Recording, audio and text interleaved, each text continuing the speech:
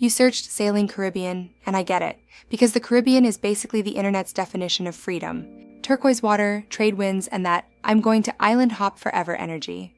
But if you actually want to sail the Caribbean islands, you need a plan that's more than a screensaver. First, season matters more than the boat. The Caribbean has two main moods: the easier winter trade wind season and the hurricane season reality. Most sailors aim for December through April because it's generally drier and more predictable. In summer and early fall, you're thinking storms, heat, and different risk planning. If you're new, don't freestyle the calendar. Pick the season first, then pick the islands. Second, not all Caribbean routes feel the same. People say sailing in the Caribbean like it's one place. It's not. Different areas have different distances, shelter, and how easy it is to hop from island to island. If your goal is relaxed Caribbean island sailing, short hops are your friend. Third, entry routes, how people actually get there. If you're searching sailing Florida to Caribbean, that's a classic jump, but it's not a we'll just go tomorrow situation. You're dealing with currents, weather windows, and timing. And if you're dreaming bigger, sailing from Europe to Caribbean, or sailing from Portugal to Caribbean, that's an Atlantic crossing, not an island hop.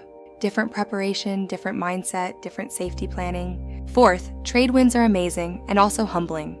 Consistent wind is why Caribbean sailing is iconic, but it can also mean stronger breezes and choppy seas depending on direction and exposure. Not every day feels like a calm yacht tour. Some days are bouncy, some anchorages roll. That's normal.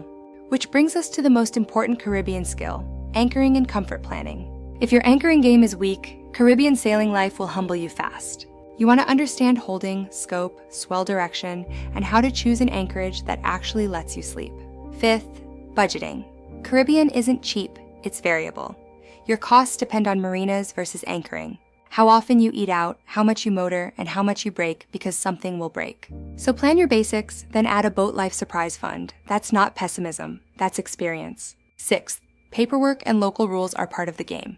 Island hopping means clearing in and out, fees and processes that change by country. So keep documents organized, stay patient, and don't assume the process is identical everywhere. Seventh, safety is mostly about routine. Choose anchorages intentionally, lock the dinghy, don't leave valuables visible, check forecasts, and don't force night passages when you're tired. Caribbean sailing is fun when you don't manufacture stress.